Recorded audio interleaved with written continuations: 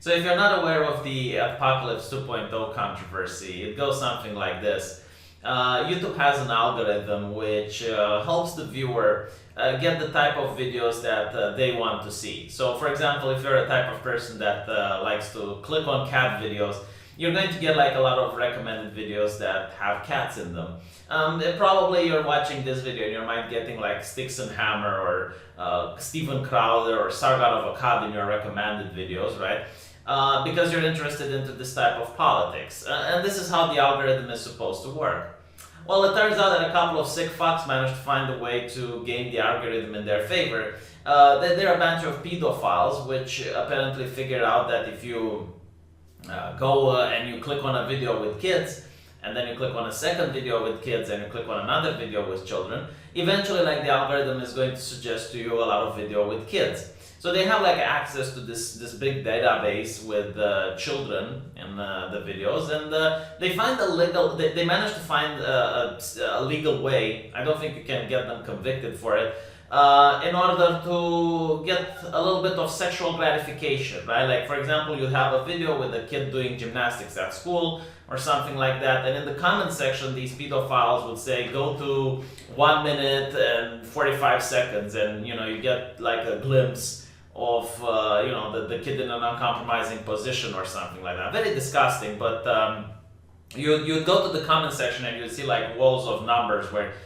you could go on and you could see children in very indecent positions. And a YouTuber managed to highlight this, like they talked about it, and I already made the video addressing the issue. And it seems that because of this, like a lot of advertisers again are pulling out from YouTube, and you got Disney, you got Fortnite, and probably a lot more are going to leave as well. Now again, this is a very interesting thing because what exactly can YouTube really do about it? If you think about it, it's not something that's illegal. Like this is not child pornography we're talking about. Like these are normal videos, like with a kid at school, and the kid is walking along the street, and you have someone in the comment section saying, "Hey, if you pause the video right here, you can get the gust of wind, and you can see a glimpse of the kid's panties or something." Very disgusting. But like, how can you fix something like this? I mean, what would the solution be? Just take down every single video with children from YouTube? I mean that. It's very difficult to find a solution because the problem is quite ingenious, I would say. Like these perverts managed to definitely find a way in order to somehow get their sexual gratification without technically breaking any rules, right? But with that said, something needs to be done, obviously. And YouTube decided, in their infinite wisdom, to demonetize the videos that have these people in the comment section, right? So you have this mother that's complaining, Jessica Ballinger, right? Apparently her son did surgery or something like that, and she's posting update videos or with her kid or something. I haven't really looked into it, but this seems to be the case.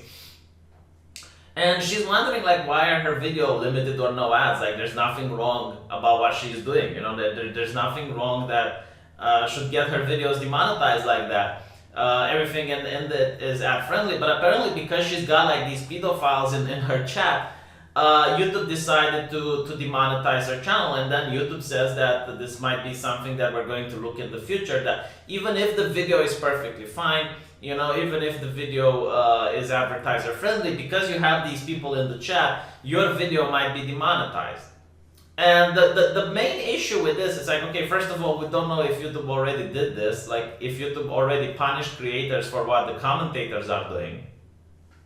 And secondly, I assume right now it's just child pornography, right? So this would be kind of fair, because I could go into the video and I would see like the people who do that, and I could ban them. Like I definitely am for free speech, but I would draw a line at something like that. Like if I would ever have a video and someone would say go to this minute and you'll find an indecent position, I would be like, oh, that's fucking disgusting right now, I'll remove it. But other than that, like I assume the system can then expand to other things like political nature. If YouTube doesn't understand just how easy it is to take advantage of this system, like I don't really know what they're doing, because Right now, if I hate someone, like if I don't like someone on YouTube, right? Let's say they just piss me off, and I don't even have to be a YouTuber. I can be someone outside of the website. Maybe I don't like the Young Turks. I disagree with them. Well, all I have to do is to get like 100 people or so on a Discord, and then go on the Young Turks and post ridiculous stuff. And that's going to get their videos demonetized. I can go from video to video and just post nasty shit, and you might say, well, the Young Turks can ban you. Well, I can just make another account. So I think if this will be implemented, I think if YouTubers actually are going to notice that more and more of their videos are getting demonetized, they will eventually probably just shut down the comment section.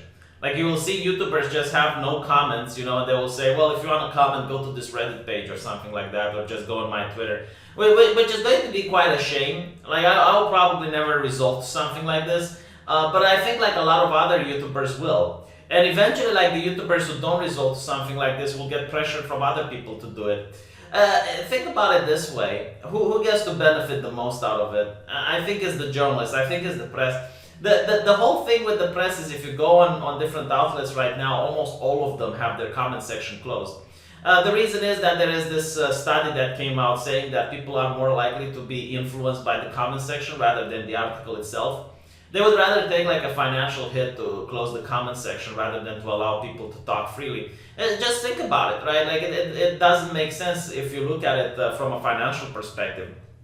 Like, you go on a website and you get to see ads, right? And you leave something in the comment. You say something, let's say, a little bit more inflammatory. And someone responds to your inflammatory comment, all right? Well, that person, the first one that left the first comment, is going to now go again on that website in order to leave another response.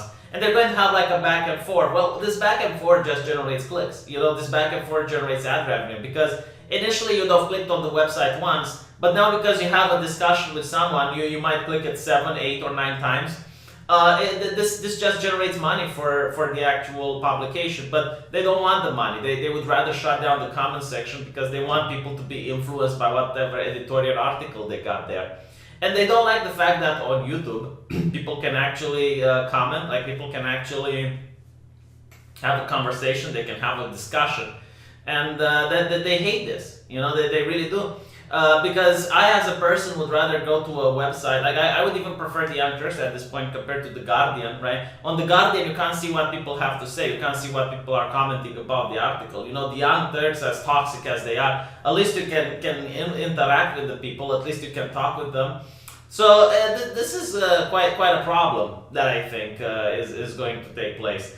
You're going to see a lot of trolls that are going to go from YouTuber to YouTuber trying to cause problems. Like, eventually people will figure out which words trigger the algorithm and which doesn't. Like the solution to this, in my opinion, would be for YouTube to actually ban or take away the chat privilege from the people that are the ones causing the issue. Like, why are you punishing the creator? In this case, you're punishing the mother that is uploading pictures of her son.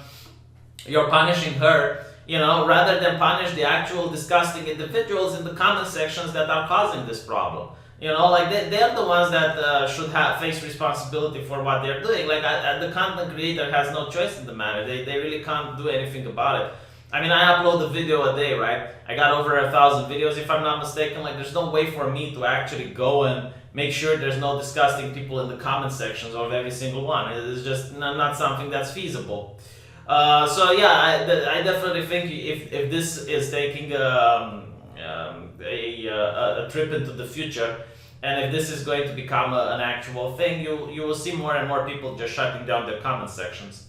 And again, like, this is why YouTube prefers corporations, right? Because if you have like a cable company that uploads on YouTube, well, what they can really do about it is they can hire a group of people to just curate their comments and sanitize them. And I think like this is going to be a push probably in the future, the idea of sanitizing the comments, because right now it's all about children, right, and protecting kids. It's going to escalate. Like, you're definitely going to see articles, mark my word, write it down. What date is it today? Let me check. Okay, write down that on the 22nd of February 2019 we made a prophecy, right?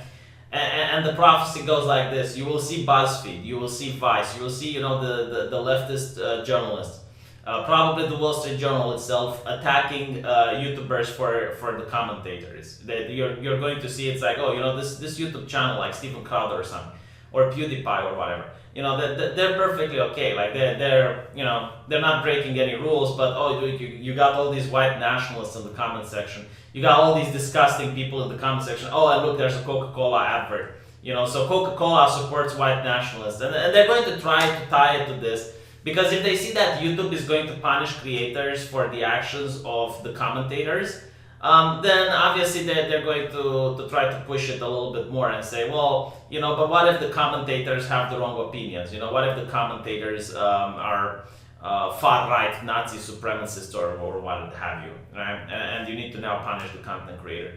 Because it's in the best interest of the mainstream media. We are their competition. People give less clicks to the Wall Street Journal because they look at Stephen Crowder or they follow, I don't know, the Joe Rogan podcast or whatever. Let me know what you think. Looking forward from reading the comments. A little bit sweaty with my hand on the mouse. Don't worry about it. At least right now, I don't have any plans to censor my comments or to shut down the comment section. No promises for the future. No promises for the future, but right now, definitely no plans. Again, apology for the echo. I don't have furniture in this room. All right, I will do a trip of the house so you guys can see how I live right now. There's nothing I can do to improve it as of this moment because can't really afford even a blanket to put to the walls or something. But hopefully in a couple of weeks I'll manage to get some bookcase and put some books in it or something. Anyway, thank you for watching, and I'll see you all at my live show